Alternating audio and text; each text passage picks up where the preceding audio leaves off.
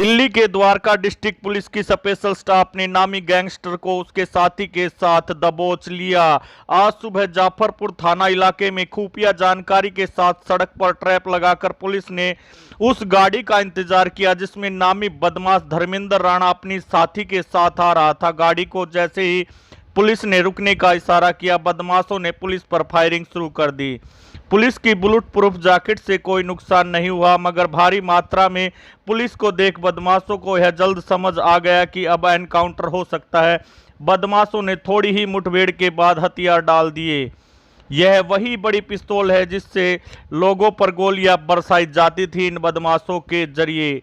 आज पुलिस ने यह आपको बता दे कि यह बदमाश अब तक 2 मर्डर कर चुके हैं और एक केवल ऑपरेटर के अलावा कई जगह फायरिंग भी कर चुके हैं। पूरा नजफगढ़ इलाका इनसे कांपने लगा था। इसमें बड़ी बात यह थी कि इन बदमाशों ने नजफगढ़ थाने के सामने भी प्रॉपर्टी डीलर को गोलियों से भूनकर मार डाला था और कुछ ही दिन पहले गांव उजवा के रिटायर्ड फौजी मुकेश टहलान को भी गोलियों से भूनकर मार डाला था। आज इस मुठभेड़ के बाद पुलिस ने इन बदमाशों पर काबू पा लिया और ये दोनों बदमाश नंदू गैंग के बताए जा रहे हैं। बताया जा रहा है कि वसूली करना और वसूली न देने पर उनका मर्डर कर देना और अपने गैंग का दबदबा बनाना इन बदमाशों का काम था, लेकिन दिल्ली पुलिस के सामने यह ज्यादा दिन नहीं टिक। 2 मर्डर के और 2 और इंसिडेंट हुए थे, उसमें रादर एक इंसिडेंट हुआ था। टोटल 3 इंसिडेंट है, 2 मर्डर के हैं और एक जो थर्ड इंसिडेंट है वो एक्सटॉर्शन का है। एक सबसे पहला इंसिडेंट हुआ था 7 तारीख को, जिसमें सुशील दगड़ा करके है, उसका मर्डर हुआ था। और सेकंड जो मर्डर इंसिडेंट था उसमें मुकेश करके है फौजी, उसका मर्डर हुआ था। उसमें जो है इन्वेस्टिगेशन के दौरान ये चीज़ निकल के टेक्निकल सर्विलियंस के बेसिस पे, लोकल इंटेलिजेंस के बेसिस पे कि मंजीत महल और नंदू गैंग है, उनकी ओल्ड राइवलरी जो चलती आ रही है, उसी के चलते दोनों जो है मर्डर इंसिडेंट हुए हैं। पहले वाले इंसिडेंट में जो सुशील दगड़ा है वो प्रदीप सोलंकी का क्लोज है, जो कि मंजीत महल का एसोसिएट है। और सेकंड जो राकेश है, राकेश बीसी है जाफरपुर कलां का, वो मंजीत महल का एसोसिएट है, लेकिन मिस्टेकन आइडेंटिटी के चलते उसके ब्रदर का मर्डर हो गया। और डेस्पिरेशन जो है क्रिमिनल्स का इतना ज़्यादा था कि 7 तारीख को पहला इंसिडेंट किया उन्होंने, 16 तारीख को उन्होंने एक इंसिडेंट किया कापासेड़ा के इलाके में, फायरिंग का इंसिडेंट केबल ऑपरेटर के यहाँ पे। 22 तारीख को एक इंसिडेंट हुआ, यानी कि बहुत ही शॉर्ट इंटरवल्स पे लोग इंसिडेंट कमिट किए जा रहे थे। डेस्पिरेशन बहुत ज़्यादा थी, इसलिए हमें एक्ट करना हमारे लेवल पे बहुत ज़्यादा ज़रूरी हो गया था, ताकि और लाइफ को हार्म ना पहुंच सके। उसी के चलते हमने एक टीम बनाई, स्पेशल स्टाफ की हमारी टीम ने राजस्थान, हरियाणा में कई जगह पर रेड करी और टेक्निकल सर्विलियंस के बेसिस पे इन्होंने इन्फॉर्मेशन भी गैदर करी डिफरेंट जगहों से। तब ये चीज़ निकल के आई कि नंदू के 2 एसोसिएट्स हैं, अमित गुलिया और अंकुश भालू, वो इस इंसिडेंट के पीछे मास्टरमाइंड थे। और जो मेन इसमें कल्प्रिट था, वो जिसको वो यूज़ कर रहे थे, वो धर्मेंद्र राणा है और ये बिजवासन का रहने वाला है। इसको यूज़ कर रहे थे और हमने जो है पहले इसका जो एसोसिएट था सुशील दगड़ा मर्डर केस में मनोज राठी, उसको अरेस्ट कर चुके हैं, लेकिन ये एस्केप कर रहा था। तो कल का जो इंसिडेंट है उसमें जो है हमारे पास इन्फॉर्मेशन थी कि ये, क्योंकि ये मिस्टेकन आइडेंटिटी में इसका ब्रदर का मर्डर पहले कर चुका था, तो राकेश के लिए ये इन्फॉर्मेशन थी कि आ रहे थे।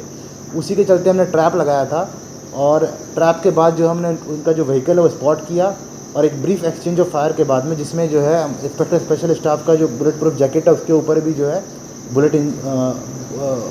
बुलेट मार्क्स जो हैं आए हुए हैं। और इनके जो साहसी कार्य है उसकी वजह से जो है हमने अल्टीमेटली धर्मेंद्र राणा को और उसका जो एसोसिएट है जो सेकंड मर्डर में था लकी, जो कि नानौल का रहने वाला है, दोनों को अरेस्ट करने में कामयाब हुए हैं। और टोटल जो है 5 केसेस का इससे खुलासा हुआ है। पहला केस है नजफगढ़ का, जो मर्डर का बता चुके हैं आपको। सेकंड जो इंसिडेंट है वो कापासेड़ा का है, जिसमें फायरिंग का इंसिडेंट हुआ था केबल ऑपरेटर के यहाँ पे। थर्ड इंसिडेंट ये उजवा गांव का मुकेश फौजी करके था, इसका मर्डर हुआ था। फोर्थ इंसिडेंट है, उसमें भी इनका इन्वॉल्वमेंट आ रहा है, वो है एक एक्सटॉर्शन का केस है द्वारका साउथ थाने का 124/21, उसमें भी इसका इन्वॉल्वमेंट आ रहा है, वो भी 16 तक। एक्सटॉर्शन मांगा था और किससे मांगा था? इसमें नरोत्तम करके प्रधान है मार्केट का, उससे एक्सटॉर्शन की डिमांड आई थी और उसमें एक्सटॉर्शन की डिमांड जो स्पेसिफिक नहीं थी, लेकिन ये लोग वहाँ से एक बार 75,000 का एक्सटॉर्शन कर चुके हैं और सब्सिक्वेंट जो है रेगुलर इंटरवल्स पे एक्सटॉर्शन का इनका प्लान था और उसमें भी जो है ये किंग पिन की तरह पे काम कर रहा था धर्मेंद्र राणा।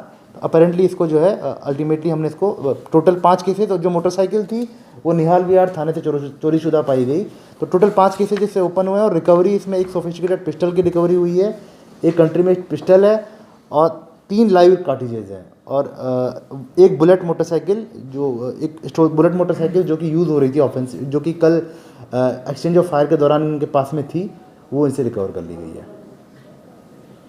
सर मुकेश फौजी को मारने में इन्हीं दोनों का हाथ है, जो हम लोग के पास सीसीटीवी आया था जिसमें वो दिख रहा है कि वो पूछ करके मारते हैं, पहले तुम्हारा नाम उसके भाई का नाम लेते हैं और फिर उसका उसको मार देते हैं। एक सीसीटीवी में दिख रहा है ना, पेड़ के नीचे 4 लोग बैठे रहते हैं उसमें, तो वो इन्हीं दोनों ने मारा था या यही दोनों थे। पहले लकी मोटरसाइकिल को ड्राइव कर रहा था, लेकिन धर्मेंद्र का ये रहा कि इसको एरिया का ज़्यादा नॉलेज है, तो देन अल्टीमेटली उस इंसिडेंट के बाद में आप देखेंगे कि मोटरसाइकिल धर्मेंद्र चला रहा है। तो इसके बाद लकी ने मारा नहीं, गोली धर्मेंद्र ने मारी।